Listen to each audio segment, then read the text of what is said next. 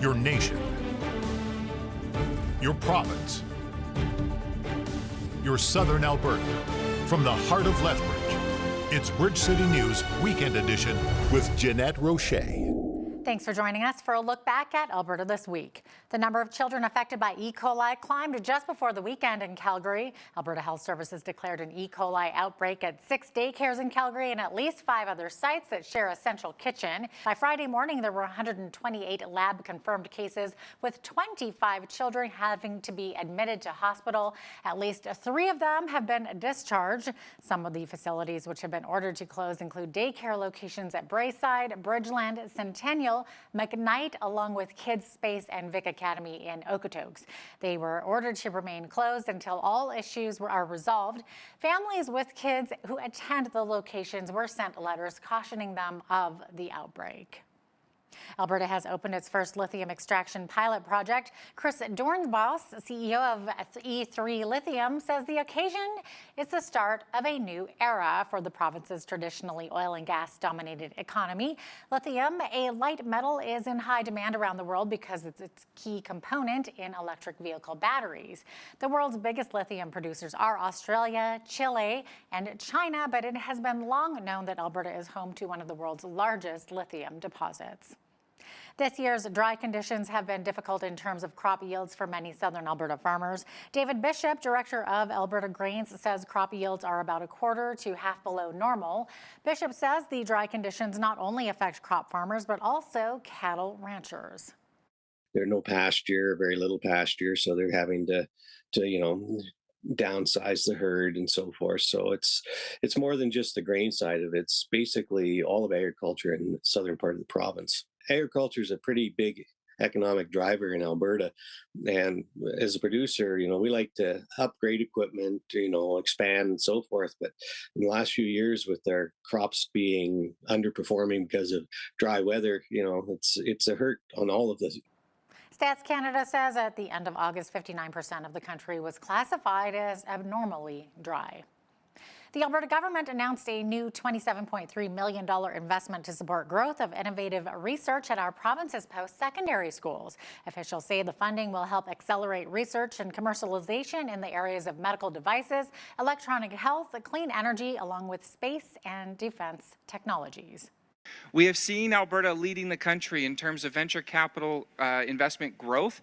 At a time when investment in other provinces is on a downward trajectory, we continue to see growth. That is great news, folks. It is great news telling us that Alberta's tech sector is booming. It is growing. The momentum is more exciting than we've ever seen it before. And I'm confident that investments like today's $27.3 million announcement will continue to drive that forward. The Alberta government announced a cash infusion of close to $3 million to increase wages of frontline workers in the province. Officials say the funding will also help to support those with FASD or fetal alcohol spectrum disorder. This funding supports, on average, a 10% wage increase for frontline FASD workers. Like many industries, the social services sectors has been experiencing workforce challenges for some time. City halls around the province, like this one in Lethbridge, were lit up red this past week as part of FASD Awareness Month. Fetal alcohol spectrum disorder is a disability that impacts the brain and body of those who were exposed to alcohol during fetal development. According to the Alberta government, an estimated 4% of Canadians have FASD, and this means that around 174,000 Albertans have the developmental disability. Well, the criminal trials involving a Medicine Hat woman who helped organize the Freedom Convoy has begun in Ottawa. Tamara Leach and Chris Barber of Swift Current, Saskatchewan are co-accused of mischief and encouraging others to commit mischief, obstructing police, and intimidation. The duo organized a large convoy of trucks into the nation's capital last year to protest against the federal government's COVID-19 restrictions. But political reporter Brian Lilly says it appears to be a lot of political theater and a strong show of force by the Trudeau government. This is a show of force by the government, just like they used to show of force on the Emergencies Act. I'm split on the Freedom Convoy. I know some people love it, think it was the best thing ever. I said to you at the time, look, they made their point. They should have left earlier. But I was against the Emergencies Act. I find this whole thing to be a bit of theater. from a time that most of us have forgotten. You know, we've moved on from the pandemic. We've moved on from the restrictions the convoy was fighting, but the people prosecuting this have not. And it's not just the prosecutors who haven't moved on. There are still several Alberta men facing charges for their involvement in a separate COVID restriction protest at the Coutts border. We speak with one of them after the break. Stay with us.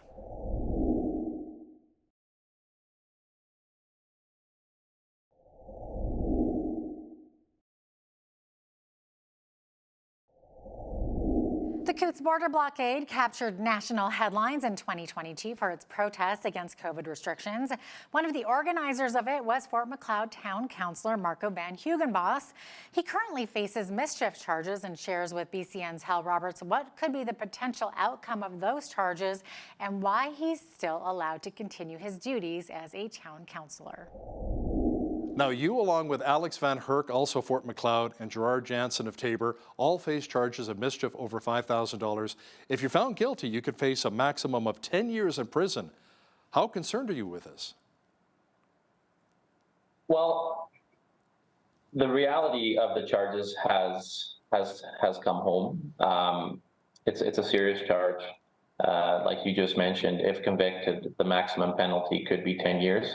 I believe the Crown is they proceeded with direct indictment. I believe in discussions that have been had that they're looking for 3 to 4 years.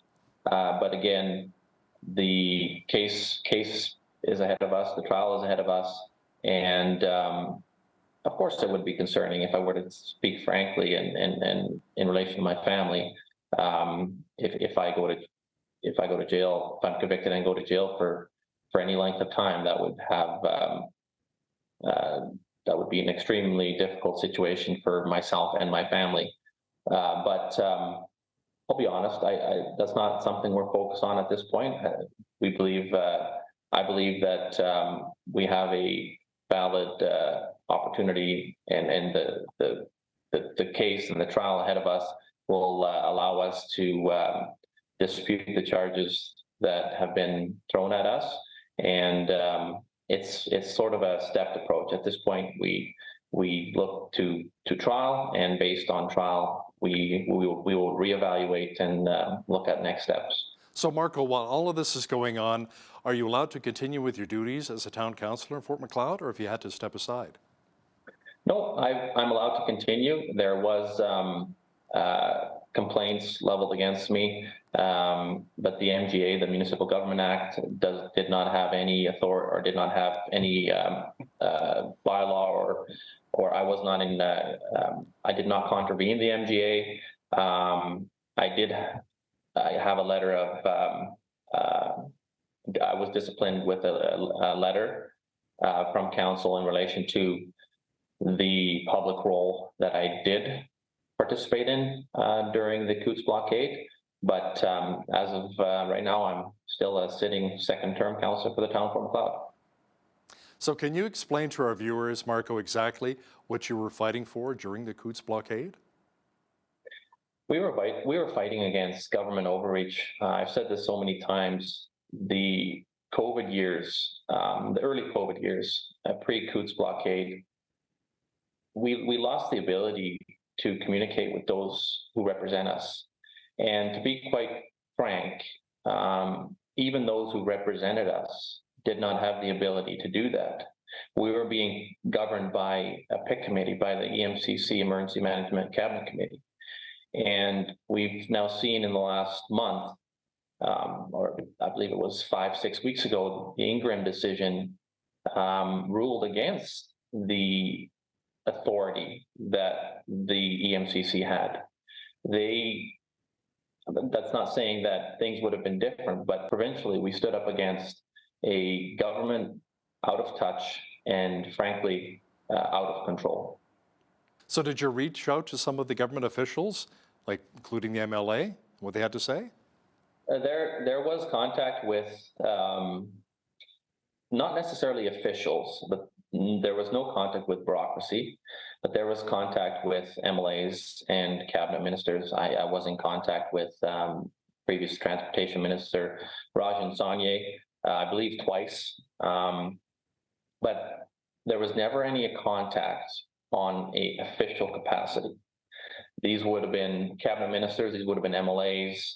We know Grant Hunter attended the Coutts blockade. There were others, but there was no official delegation or direction given by the Alberta government, by the Jason Kenney government, to communicate with those in the capacity to represent the Coutts blockade. Up next, they're known as the Coutts Four. The four men arrested without bail following the Coutts border blockade a year and a half ago. One of them is facing a charge of conspiracy to commit murder of a police officer. After the break, Marco Van Hugenbos sticks up for them, calling them political prisoners. That's next. Keep it right here.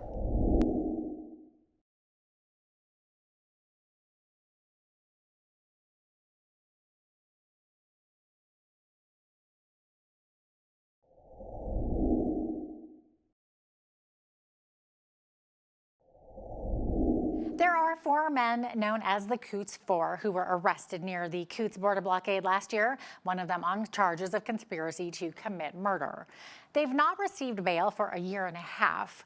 Well, Marco Van Hugenbos participated in and was arrested for his own involvement in the Coutts protests and has been in contact with the Coutts Four. The Fort Macleod town councillor is speaking out in support of these men, saying it appears they're being held as political prisoners. Here is the second part of his interview. Now let's talk about the Coutts Four here, Marco. Chris Carbert, Chris Lysak, Jerry Moore, and Anthony Oleanic. In your opinion, why is it that none of them have been granted bail? They've been behind bars for a year and a half now. In relation to that, if I take the bail situation on its own, considering how lax the bail system and how dysfunctional the bail system is in Canada, the statement that everybody gets bail in Canada is not untrue. Obviously, there's situations where a person wouldn't, but largely most people get bail. If we look at minor criminal or petty crime, or what the government or the Crown deems as petty crime, sometimes the offenders make their way back to their community before the enforcement that brings them in makes their way back to a community. At least that's the case in Southern Alberta. I believe that these men not getting bail, and that bail is denied once and twice for some of these men, is a political decision. There's political influence and political interference to make an example, and I believe there's a bigger, I wouldn't call it a conspiracy, but there's a bigger picture at play here that ties back to the Emergencies Act, the implementation of the Emergencies Act. As you know, or if you don't know, I was subpoenaed to testify at the Commission last November. What struck me, considering the emphasis, and some of this is retroactive based on the report that the Commissioner issued this February, based on the report that came out and how Coutts was such a key catalyst to the implementation, like the guns and all the details around Coutts, how that was such a large catalyst to the implementation of the Emergencies Act. I found it very interesting how little focus Coutts received at the Commission. So, Marco, what do you say to the RCMP who say they have overwhelming evidence against the Coutts Four, including 15 firearms that were confiscated, ammunition, and body armor? At this point, it would be the Crown. I imagine the RCMP would have been involved in that investigation, but I would say to them, present your case. If you have a case, and if it's so cut and dried, what's with the games? What's with the grandstanding? Why the delays? Why are we dragging this out to the point where these men will become eligible for a Jordan application? And to explain on a Jordan application, Jordan versus Canada, I believe there was a case back, I don't know the date, but it established the timelines to a fair and timely trial. And that timeline is 30 months. We are over that halfway mark. And very soon, we will approach that deadline. And what I feel may happen due to what's happening, court, pre-trial motions, some of the things in play. But what I see is happening is that the Crown's case is on shaky ground. That's my observation. I'm no legal expert, but that's my observation. I have the ability to discern that.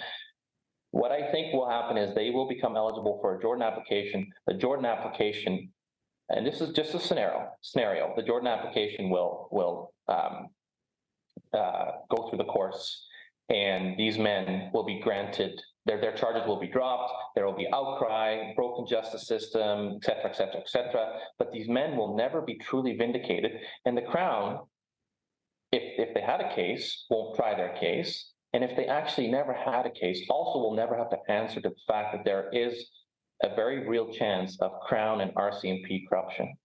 I'm not here to speak to the details of their charges, the details of their cases, what they said, all that. I'm not the judge, I'm not the jury. But where is the justice in this? Justice delayed is justice denied. And in relation to Bill, these men had no priors. These men are not a threat to society. After the break, Alberta's utility prices have been skyrocketing, but one community fought back against a city council, and it's paid off in a big way. That's next. And all of a sudden, as people went off their fixed rate, the cost of utilities quadrupled in Medicine Hat.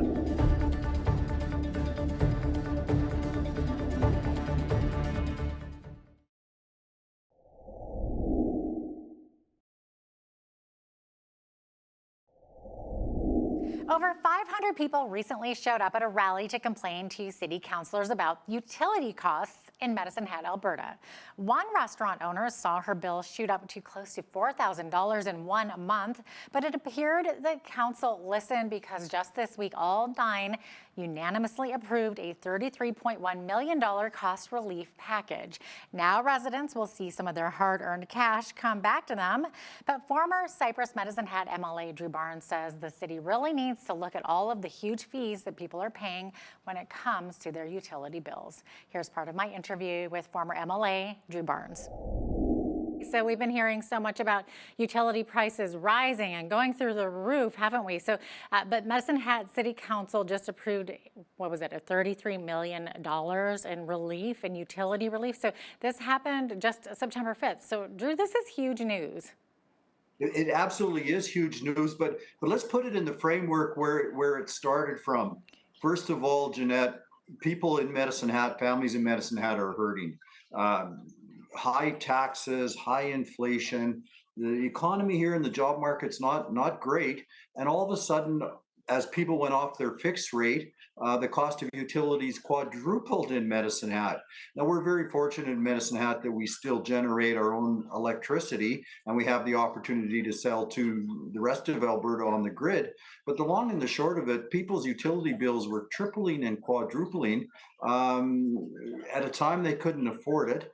And secondly, Jeanette, our city-owned ratepayer-owned utility made $200 million last year. And at the same time, our city council raised our property taxes 4%.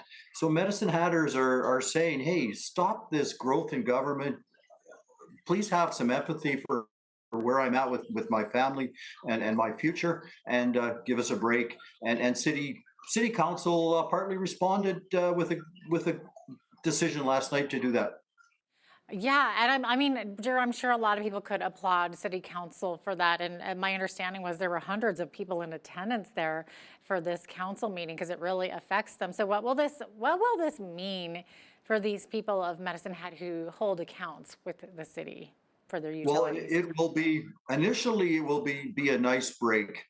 Yeah, there was like 550 people at a town hall a week ago, organized by one of our local restaurateurs whose utility bill had gone up to $3,000 a month. And I've seen some other restaurants as much as $10,000 a month now since the rates went up. But what was decided last night was every single resident of Medicine Hat and our local service area, which includes Dunmore, Cypress County, and Redcliffe, would also get some relief. And our small to mid-sized businesses would get some relief as well, totaling $33 million. The anxiety and the angst still, Jeanette, though, is that they've decided to defer the decision on what they're going to charge us in the future until their October meeting. And again, as people went off the long-term rates of 8 cents a kilowatt to it was almost 30 cents, Medicine Hatters are still wondering what October, November, and December are going to bring.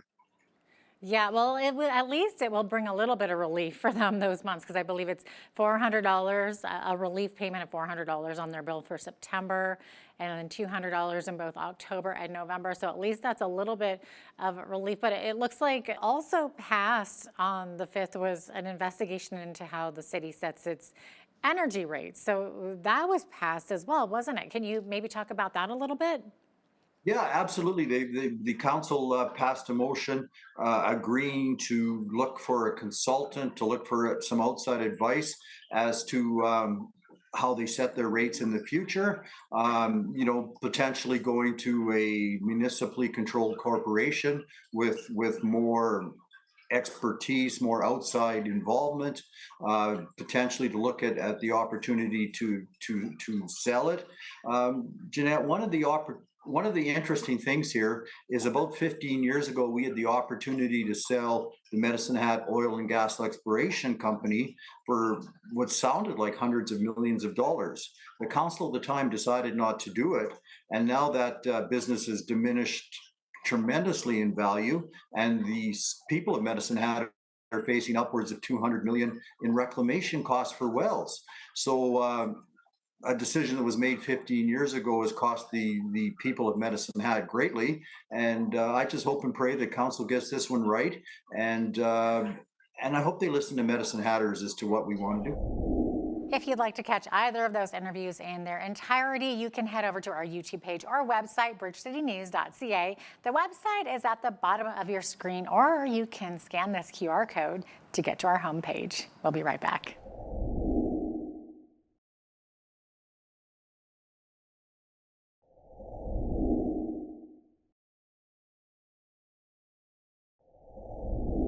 Welcome back. The Labor Day weekend wrapped up last week, which is a signal to the start of fall and students heading back to school. And in Lethbridge, it also signaled the start of the new harmonized school and playground zones. BCN's Micah Quinn heard from the city officials at a local elementary school about the important day.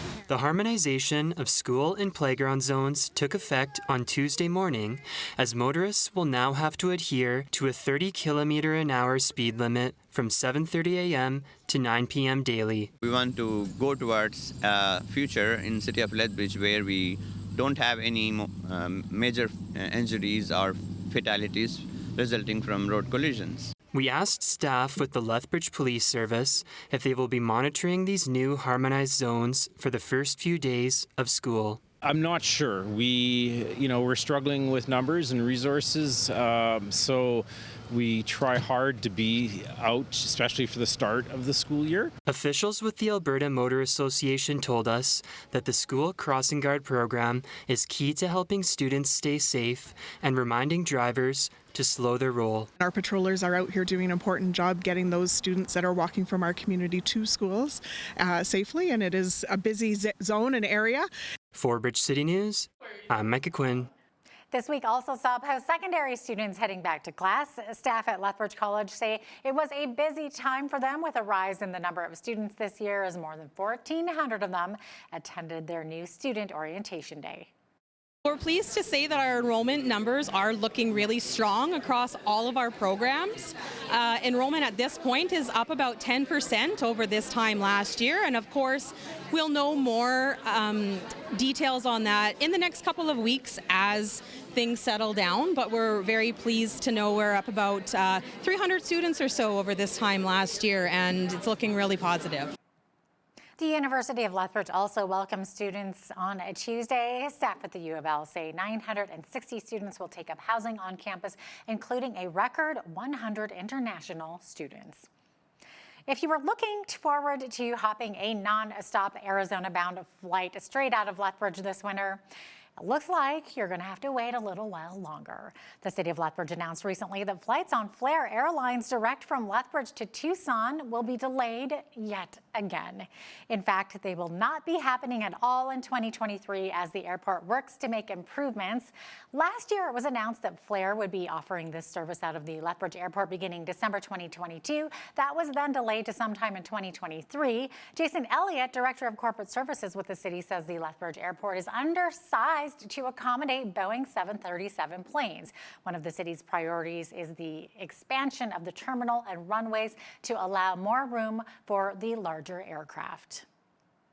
Well, the Church of Jesus Christ of Latter-day Saints recently announced plans to build a temple right here in Lethbridge, and now they have a location for the new complex. It will be built on more than 9 acres located at the corner of Whoop Up Drive West and Mauritania Road West. Plans call for a multi-story temple of around 45,000 square feet, along with a distribution center.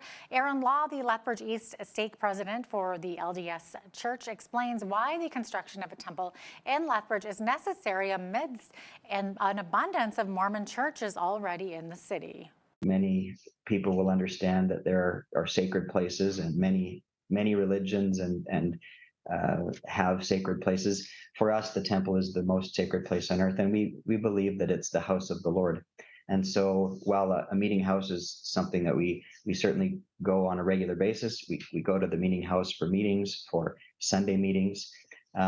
The temple is a special place where we actually believe that it's the house of the Lord. And so that's the reason it was so exciting. A groundbreaking ceremony, along with a rendering of what the temple will look like, will be announced at a later date. The average house price in Lethbridge right now is $370,000. That's according to Jeff Reimer, a Lethbridge realtor with Royal LePage. Reimer says what's really popular right now, however, are homes in the $200,000 to $300,000 range. Last month, I was at a house on the west side, about $300,000, and there was a lineup of agents and buyers on the street, about 5 to 7 groups of them, and they had 5 offers on the house. So that's not in every price point, and certainly not typical in the $600,000 price point. But yeah, in that lower price point, 2 to 300, and even 3 to 350 still is pretty slim pickings. Coming up next, he was the first Indigenous person to be quoted by the Supreme Court of Canada. His lifetime of accomplishments include some of the most important political achievements for Indigenous peoples in Canada and around the world. Stay with us as we speak with Dr. Leroy Littlebear next.